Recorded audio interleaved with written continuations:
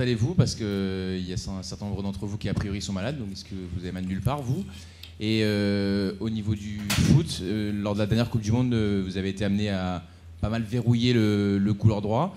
Est-ce que vous attendez sur cet Euro avoir davantage de liberté, être davantage détaché du travail défensif? Merci Ousmane. Bonjour Bertrand. Ouais, pour ma part, ça va beaucoup mieux. Moi, j'ai eu mardi dernier à Metz la grippe. Je ne sais pas si c'est une grippe ou j'avais un peu mal à la gorge, un peu de fièvre aussi. C'est moi le premier qui a ouvert le bal, mais ça va mieux. Et je pense que voilà, toute l'équipe aussi, ça va beaucoup mieux, à part Kingsley qui est un peu plus malade, mais je pense que ça va aller mieux d'ici 2 jours. Et pour répondre au système de jeu, ou si je veux avoir un peu plus de liberté, je pense après c'est un travail de toute l'équipe, qu'on ait le ballon, qu'on n'ait pas le ballon. Il faut travailler ensemble, il faut défendre ensemble, il faut attaquer ensemble. Mais voilà, le coach me demande toujours quand on a le ballon de dribbler, quand on n'a pas le ballon de venir défendre avec l'équipe. Donc voilà, je vais essayer de faire le boulot, quoi. Damien Degor, l'équipe. Bonjour. Un peu dans le prolongement de la deuxième question de Bertrand. Qu'est-ce que ça change pour toi, le positionnement pendant la préparation d'Antoine Griezmann à la Coupe du Monde? Justement, il était un peu plus bas, donc il devait t'aider sur les tâches défensives. Là, il joue plus haut. Est-ce que justement pour toi, ça change un peu tes repères, ça change un peu ta manière de défendre? Non, ça ne change pas parce qu'Antoine il fait beaucoup d'efforts pour venir nous aider. Après, j'ai quand même N'Golo Kanté qui vient m'aider, donc c'est aussi pas mal. Mais non, ça ne change pas grand-chose parce qu'on essaye d'être beaucoup plus compact avec le 4-4-2. Que ce soit le 4-4-2 ou le 4-3-3, voilà, en équipe de France, on a déjà connu ça. Et voilà, on connaît un peu le système, il faut juste bien le peaufiner. Ousmane, Baptiste Durieux, RTL. Tu n'as pas du tout été embêté par les blessures. Cette année, je voulais savoir ce que tu avais changé et quelles ont été les raisons pour lesquelles tu as vraiment vécu une saison pleine, ce qui n'était pas arrivé depuis assez longtemps. Merci. J'espère que ça va continuer déjà. Et non, j'ai rien changé. Voilà, c'est la préparation avec le staff du Paris Saint-Germain, les prépas physiques, avec aussi les kinés. J'ai été aussi beaucoup ménagé par Luis Enrique. Voilà, certains matchs, j'ai pas joué, certains matchs, j'étais sur le banc aussi. Donc j'étais plutôt en forme. Et voilà, ça m'a aidé à rester fit toute la saison, quoi. Merci. Oui, bonjour Ousmane, là-bas, Julien Frouin pour Radio France. Demain, c'est le début officiel de l'Euro avec le match d'ouverture, avec les Allemands notamment. Quel est le favori selon vous de la compétition et pourquoi on dit souvent que l'Euro c'est peut-être plus compliqué qu'une Coupe du Monde? Merci. Le favori, je ne sais pas. Le favori, c'est un grand mot maintenant, le favori. Toutes les équipes se préparent, font des vidéos, comment défendre, comment attaquer face aux adversaires. Et voilà, tu peux tomber dans un jour face à une équipe de l'Autriche voilà, qui te mène la vie dure et tu perds ce match-là. Donc je ne pense pas qu'il y a des favoris. Après, on sait très bien qu'il y a les grandes nations comme l'Angleterre, comme l'Allemagne qui est chez elle aussi. Mais je pense que ça va être un Euro difficile, comme on l'a connu en 2021.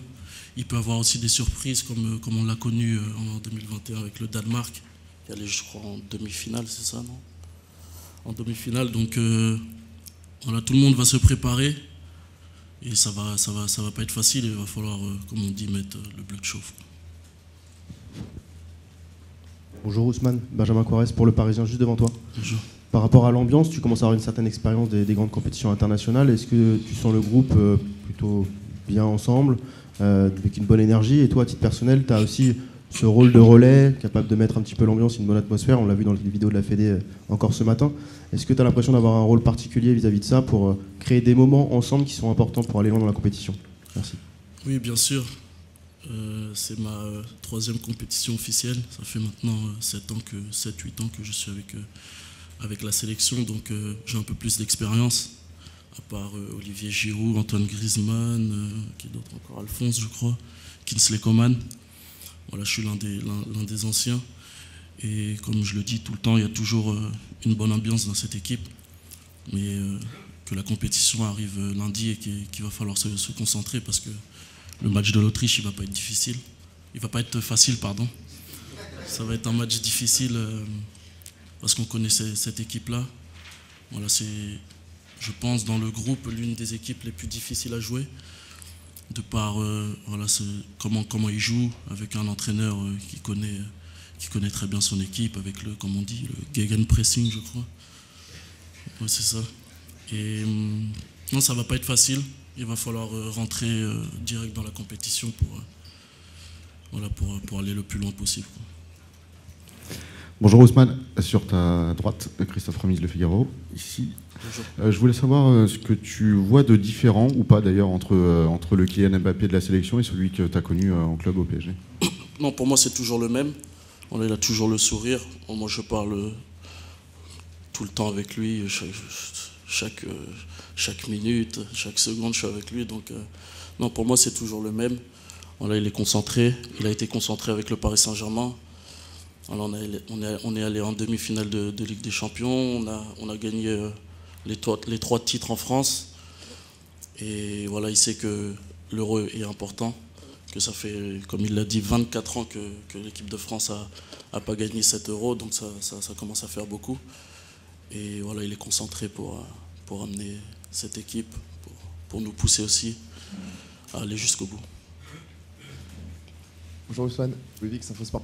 Justement, dans le prolongement de cette question par rapport à votre relation avec Kylian, en quoi elle a évolué au fil des années?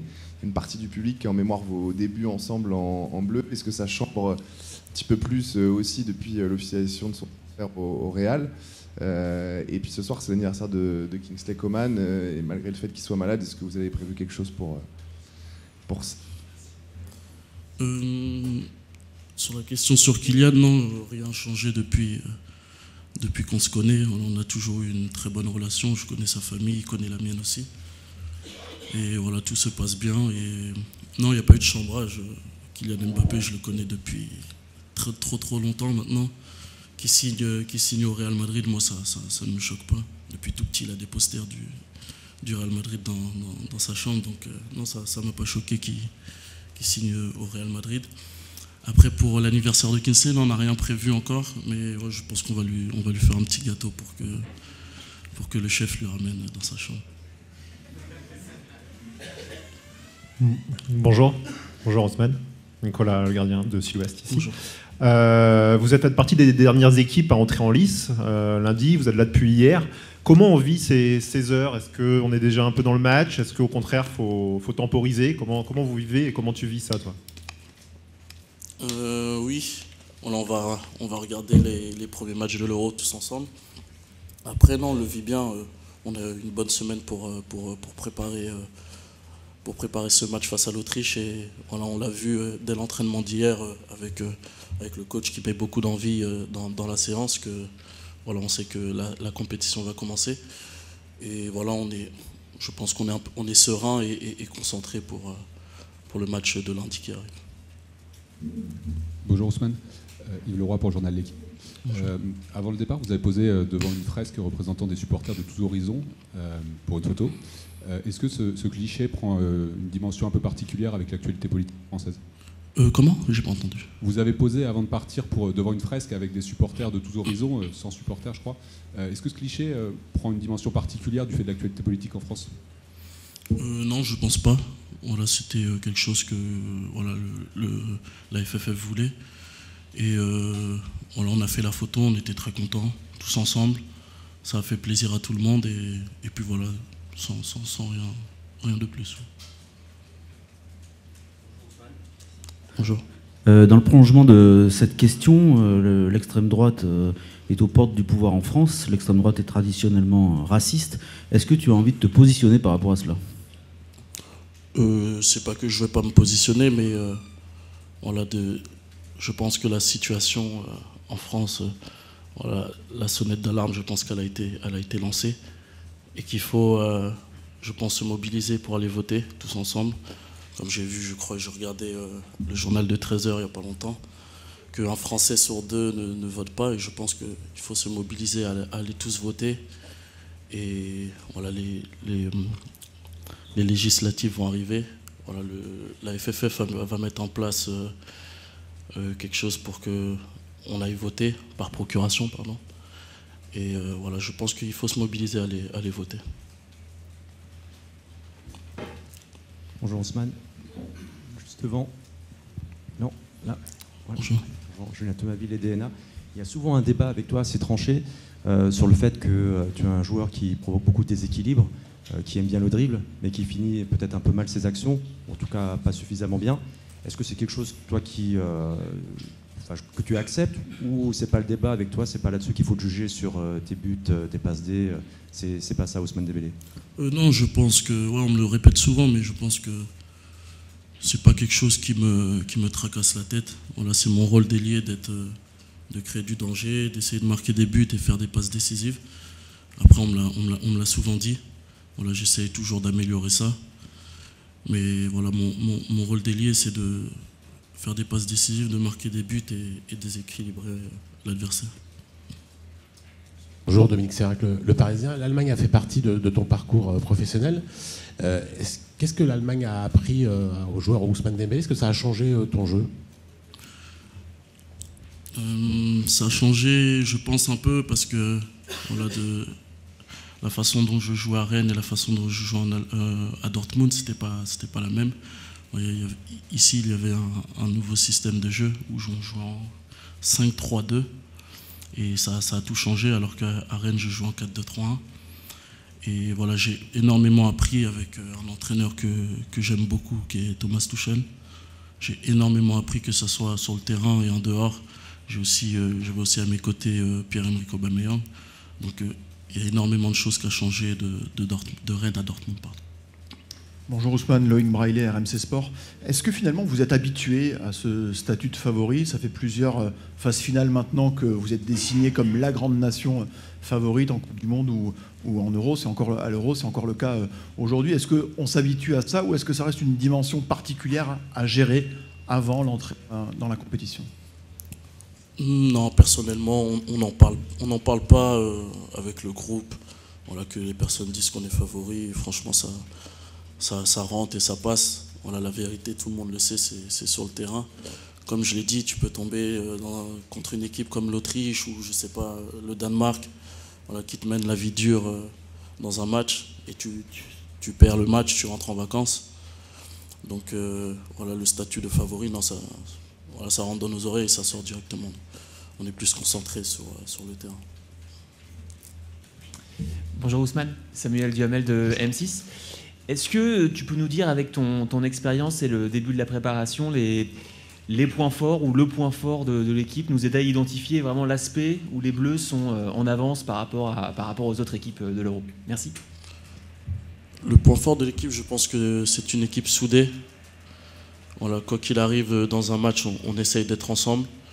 Quoi qu'il arrive, même si on perd, si on prend un but, si on mène au score, on reste toujours soudés. Et je pense que c'est ça la qualité de l'équipe de France. Bonjour Ousmane, Xavier Giraudon, Infosport Plus Canal. Un petit mot sur votre saison. On sait que vous aviez la confiance de Luis Enrique, mais est-ce que vous avez changé, vous, des choses personnelles, tactiquement ou même techniquement? Est-ce que vous avez corrigé ou changé des choses pour être plus performant? Merci. Ce qui a changé avec Luis Enrique, c'est qu'il me donne beaucoup plus de liberté. Au FC Barcelone, j'étais beaucoup plus collé à la ligne. Et avec Luis Enrique, je joue un peu partout. Je peux jouer 10, je peux jouer sur le côté aussi. Je peux jouer aussi faux neuf. Voilà, il me donne énormément de liberté sur le terrain. Il me dit d'aller un peu partout aussi sur le terrain, sauf quand il me dit de rester, il y a un match, il me dit de rester collé à la ligne. Mais sur cette deuxième partie de saison, il m'a donné beaucoup plus de liberté. Et il m'a laissé un peu libre, pardon. Dans mon jeu, j'ai pas changé. J'ai pas tellement changé de choses. Voilà, je continue à prendre des risques, à dribbler, essayer de déséquilibrer l'adversaire, que ce soit sur le dribble ou par la passe. Bonjour. Bonjour, Denis Ménétrier pour Le Monde. Ça fait plusieurs années que vous êtes en concurrence avec Kingsley Coman sur le côté droit. Est-ce que vous pouvez nous raconter un petit peu comment évolue cette concurrence entre vous, comment vous la vivez tous les deux? Et puis il y a Randal Kolo Muani qui est en train d'apparaître aussi dans cette concurrence. Comment vous la voyez, cette arrivée? Moi je la vois très bien et je pense que c'est une bonne chose pour l'équipe de France. façon, quoi qu'il arrive, à tous les postes en équipe de France, il y a de la concurrence, que ce soit en défense, au milieu ou en attaque. Après, moi, Kingsley et Randall, on se pousse chaque match, que ce soit en sélection ou en club aussi. Voilà, à élever notre niveau, parce que si tu fais un mauvais match, bah derrière ça pousse aussi. Donc voilà, je pense que c'est très bien pour l'équipe. Bonjour Jean-Jacques Tanzi pour l'équipe. Adrien Rabiot a repris l'entraînement dernièrement avec vous. Comment vous le trouvez? Quelles sont ses sensations et qu'est-ce que ça change d'avoir Rabiot sur le terrain avec vous? Adrien se sent très bien. Voilà, il avait une petite gêne, je crois, c'est au mollet. Et là, il se sent beaucoup mieux. Il s'est entraîné hier. Donc voilà, on est content de le retrouver. Il y a lui aussi et il y a Aurélien aussi qui est revenu. Encore plus de concurrence en équipe de France. Donc c'est très bien pour l'équipe. Et oui, Adrien Rabiot, c'est quelqu'un de très important dans cet effectif. On va terminer rapidement avec 2 questions. La première, Clément Grèce pour Bein, et ensuite on finira avec Baptiste Després du Figaro. Ousmane, juste là. Bonjour. Vous le disiez, vous êtes l'un des anciens du groupe France. Est-ce que vous avez vu évoluer le sélectionneur Didier Deschamps depuis vos premiers pas en équipe de France? Est-ce que vous trouvez qu'il vous accorde plus de liberté à l'intérieur de la vie de groupe, plus de liberté sur le terrain, collectivement, bien sûr? En quoi vous diriez qu'il a éventuellement changé depuis vos débuts? Oui, comme vous le dites, ça fait maintenant 7 ans que je connais le sélectionneur. Et c'est vrai qu'il a beaucoup évolué. Ouais, il nous laisse un peu plus de liberté, il nous fait beaucoup plus confiance. Et voilà, dès qu'on lui donne, il nous donne aussi. Donc voilà, il y a une relation de confiance avec le sélectionneur et ce groupe. Et c'est quelqu'un qui aime beaucoup ses joueurs, voilà, qui parle énormément à ses joueurs. Et dès qu'un joueur voit ça, bah, il a envie de tout donner pour le sélectionneur. Bonjour Ousmane, Baptiste Després, Le Figaro. Qu'est-ce que tu pourrais dire sur l'évolution de Kylian en tant que capitaine, toi qui le côtoies en club et là en sélection, vraiment sur le brassard, le capitana, et nous donner une qualité, un défaut de l'homme? Non, franchement, c'est un bon capitaine. Voilà, c'est un leader.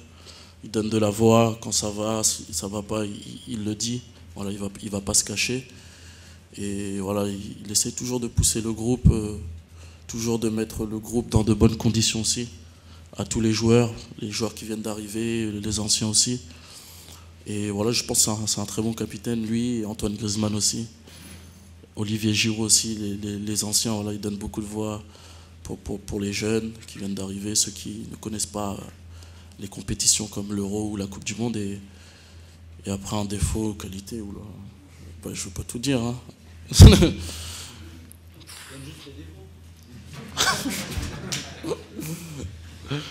Non, la qualité, c'est un meneur d'hommes. Après, les défauts, je vais le garder pour moi parce que sinon, ça va faire parler.